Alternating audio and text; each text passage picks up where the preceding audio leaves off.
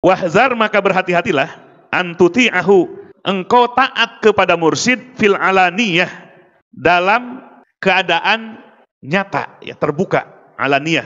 Wahai su ta'lamu, sekira-kira engkau mengetahui annahu, bahwa mursyid itu yattali'u alaika, melihat kepada engkau. Taat kepada mursyid itu murid dibagi dua. Yang pertama adalah mahabbah lizat, percaya dan taatnya itu kalau ada gurunya di hadapan.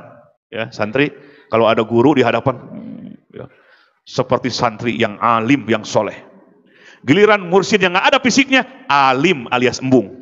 Kalau alim pakai ain bagus, pintar. Tapi alim pakai hamzah, bahasa Sundanya artinya embung. Embung itu apa? Nggak mau. Jadi hati-hatilah wahai para murid, taat kepada mursyid kalau mursyidnya ada di hadapan secara fisik, melihat kepadamu, baru taat. Wa ta'sihi, tapi engkau berani maksiat kepada mursyid bisirri, ketika mursyidnya nggak ada secara zahir. Ini perhatikan. Wahai sula ya'lam, sekira-kira mursyidnya dianggap tidak mengetahui dirinya, fataqa'u bil halak, maka murid itu akan jatuh kepada kehancuran. Hati-hati. Kalau ada mursyid baru taat, tapi ketika mursyid secara fisik nggak ada, berani maksiat, maka akan hancur, akan celaka murid seperti itu. Seharusnya mahabbah lil iman, bukan lizat, bukan kepada fisik guru, tapi meyakini ruh mursyid diberikan kekuasaan oleh Allah Subhanahu wa taala untuk membimbing murid-muridnya, walaupun berjauhan fisik mursyid dengan muridnya. Nah, ini yang harus jadi keyakinan. Maka mursyid disebut murabbi ruh, pembimbing ruhani, pembimbing kolbu. Jadi jangan sampai taat kepada mursyid kalau mursyidnya ngelihat. Berani maksiat karena dianggap mursyidnya tidak melihat dirinya, fataqau al-halak, maka dia akan jatuh kepada kehancuran. Nauzubillahi min dzalik. Maka belajar. Kita sudah bertalqin, meyakini bahwa mursyid adalah murabbi ruh, pembimbing rohani, pembimbing kolbu. Maka sepanjang itu kolbu kita akan mendapatkan bimbingannya, walaupun murid secara fisik dengan gurunya berjauhan. Ini yang harus jadikan pegangan dan keyakinan. Mursyid itu memiliki khususiat, kekhususan atau keistimewaan. Sebagaimana dulu para nabi memiliki khususiat atau kekhususan. Kekhususan itu ditutup oleh Allah, disembunyikan oleh Allah. Seperti mau mencari batu ali yang mahal, datang tuh di Jakarta, di pasar apa namanya? Jati Bening. Setiap ruko menampilkan barang-barangnya. Kalau yang tidak tahu, dianggapnya yang mahal tuh yang paling depan, yang di etalase. Di atasnya pakai lampu, seakan-akan bersinar-sinar. Padahal yang bersinar lampu apa? Cahaya lampu dari atas, dipantulkan. Yang awam melihat, oh ini yang mahal itu, yang dipajang-pajang. Siapapun yang datang ke situ ditunjukkan, nih barangnya, dilihat, dipegang, gitu. Bisa megang gitu, dimasukkan ke jemari kita. Mau pakai sendal jepit aja dilayani begitu. Tapi ternyata semakin mendalami batu, ternyata yang mahal itu nggak ada di display itu, nggak dipajang-pajang begitu. Ya, yang batu mahal, yang harganya di atas 100 juta sampai 1 M, ternyata disimpan di brankas. Kalau orang nanyain, kelihatan orangnya mengetahui, menguasai, dan beruang lagi. Baru brankasnya dibuka. Nih, ini disebutin yang hijau apa namanya? Yang hijau apa? Jamrud, harganya 100 juta. Jadi kalau meyakinkan orang yang akan beli itu tahu, punya ahli, punya uang lagi, baru dilayani dengan batu yang mahal. Begitulah sunatullahnya. Yang mahal itu nggak sembarangan. Maka Syekh Ibnu Athaillah As-Sakandari dalam hikamnya, beliau mengatakan, salah satu hikmahnya, subhanaman sataro sirrul khususiyah bizuhuril basyariyah. Jadi kata Syekh Ibnu Athaillah dalam salah satu hikmahnya, maha suci Allah, berarti memuji. Maha suci Allah yang telah menutupi rahasia kekhususan. Jadi rahasia kekhususan itu sataro, ditutup oleh Allah. Seperti tadi, batu yang mahal ditutup oleh penjualnya, disimpan di tempat yang khusus, yang rapih, di brankas. Nah, maha suci Allah, zat yang telah menutupi rahasia kekhususan mursyid atau para wali Allah. Dengan cara apa menutupinya? Bizuhuril basyariyati, dengan ditampakkan pada diri orang khusus itu al-basyariyah, sifat kemanusiaan. Sifat khusus itu ada dalam kolbunya, ditutup kolbunya oleh apa? Fisik manusia, sifat kemanusiaan. Apa sifat kemanusiaan? Suka makan, suka minum, suka tidur, menikah, ke pasar, belanja, dan yang lain-lain. Itu sifat kemanusiaan. Ada sakit, ada sehat, ada untung, ada rugi, ada profesi, tukang dagang. Ya, bahkan dalam kitab Marokil Ubudiyah, syarah kitab Bidayatul Hidayah, Guru pertama Imam Al-Ghazali mursyidnya adalah tukang sol sepatu. Profesi, pekerjaan itu sifat kemanusiaan. Jadi kekhususan kemursidan ditutup oleh Allah dengan ditampakkan profesi sebagai tukang sol sepatu. Kira-kira mau percaya nggak? Mursyid Tarekat Idrisiyah Indonesia, pekerjaannya tukang sol sepatu. Kira-kira bubar nggak santri? Waduh, asa rendah amat. Punya guru tukang sol sepatu, bubar kayaknya ini pesantren. Jadi Allah menutupi kekhususan kewalian, kemursidan, kenabian dengan nampaknya sifat kemanusiaan. Salah satu sifat basyariah kemanusiaan itu profesi, punya pekerjaan. Nah, orang awam melihat itu hanya dengan mata kepala. Otomatis yang kelihatan hanya sifat kemanusiaan. Sifat yang khusus yang ada di dalam ruh, dalam kolbu, nggak nampak alias tertutup. Itulah sulitnya kalau Allah tidak mengizinkan berjumpa dengan seorang mursyid. Al-Maqasid An-Nawawiyah ini dikarang oleh Imam An-Nawawi Ad-Dimashqi rahimahullah. Dalam syarahnya disebutkan, la yanbaghi lil alim, tidaklah pantas bagi seorang alim, orang yang pintar dalam agama, walau tabahhara fil ilmi, walaupun ilmunya sudah ngelaut, saking alimnya ilmunya sudah tabahur. Tabahur itu melaut, hatta sara wahida zamanihi, sampai sudah disebut tokoh nomor 1 di zamannya, saking pinternya. Ayakna'a bima alimahu, si alim itu merasa cukup dengan ilmunya, nggak pantas. Wa innamal wajibu alaih, akan tetapi wajib baginya ayyas'a, untuk melangkah bil ijtima'i, berkumpul bi ahlil qulub, dengan ahli hati. Maksud ahlil qulub adalah wali mursyid. Liyadulluh, supaya menunjukkan kepada alim itu ala thoriqil istiqomah, berdasarkan tarekat jalan yang istiqomah. Hatta yasta'idda, sehingga si alim itu mempersiapkan diri lil iktibas, untuk mendapatkan bagian min miskati anwarin nubuwah, dari lentera cahaya kenabian.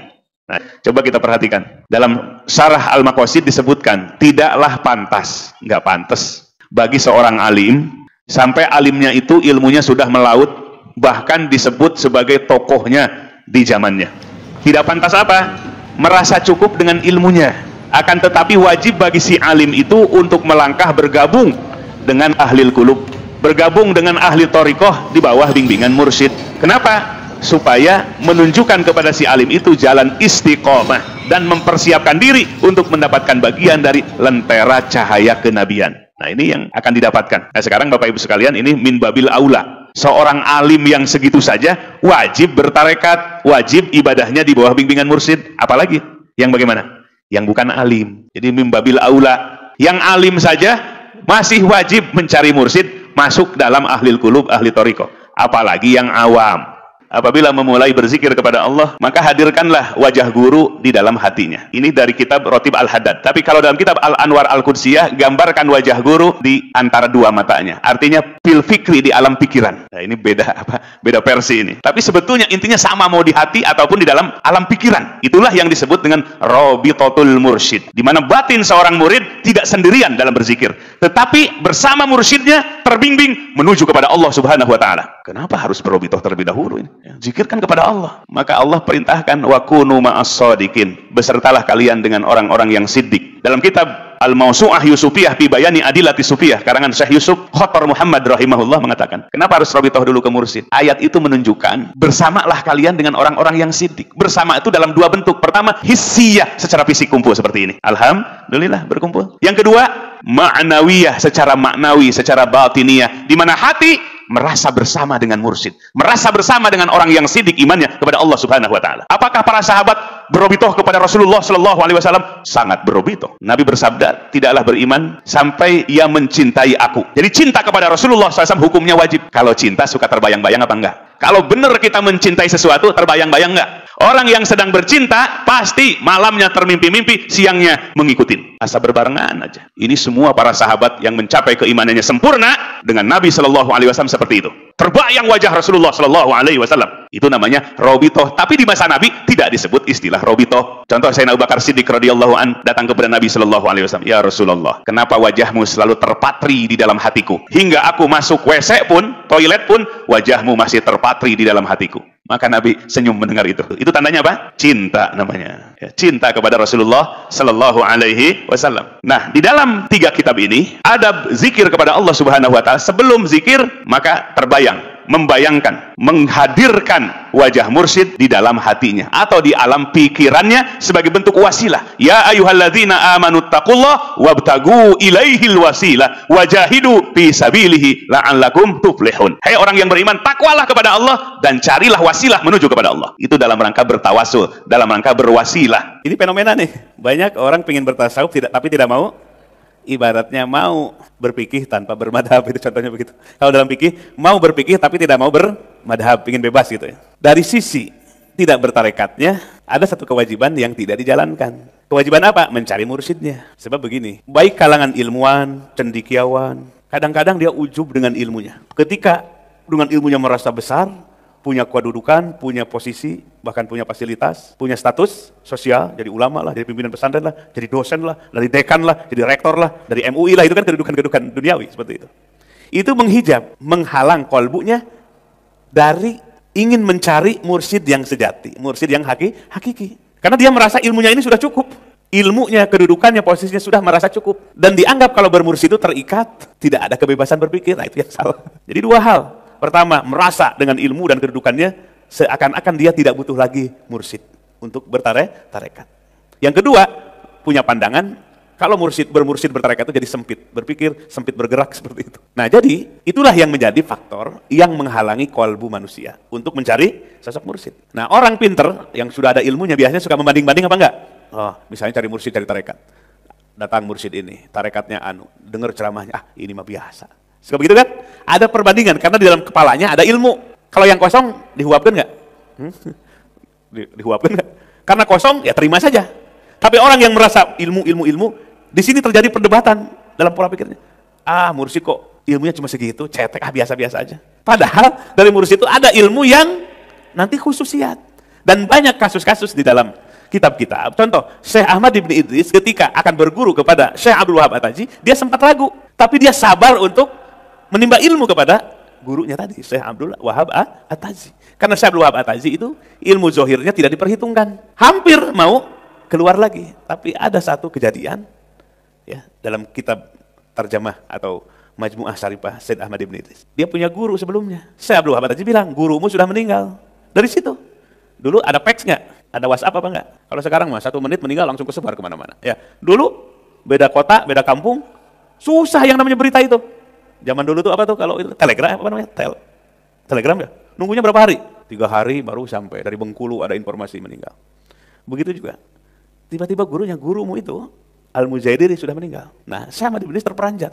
Akhirnya memberanikan diri bertanya, dari mana engkau mengetahui bahwa guruku itu sudah meninggal? Belum ada kabar. Baru Syekh Abdul Wahab At-Taji membukakan ilmu yang khusus. Li'anna Syekhul Murabbi lahu awqatun yakhussu biha litawajuhi arwahil muridin. Seorang mursyid itu punya waktu-waktu tertentu untuk mentawajuhi ruh murid-muridnya. Ketika ruh muridnya itu diam, tidak ada perkembangan, itulah tanda murid itu sudah wafat. Di situ baru dia gairah berguru kepada Syekh Abdul Wahab At-Taji. Begitu. Imam Ghazali gurunya siapa? Tukang sepatu. Lalu gurunya Syekh Abdul Wahab Asy'arani, Syekh Muhammad Al-Khawas siapa? Bukan ulama besar. Tapi dialah yang telah menghubungkan dirinya dengan Allah. Namanya Syekh Ali Al-Khawas radhiyallahu anhu. Tapi di pandangan umat manusia, para ulama dianggap bukan ulama besar. Itu sebetulnya harus dikasih pembelajaran buat orang hari ini. Jadi nyari mursyid itu jangan diukur dengan kepalamu sendiri, tapi merendahkan hatimu. Tunjukkan iftikornya, butuhnya kepada Allah lewat mursyid itu. Baru nanti Allah akan bukakan.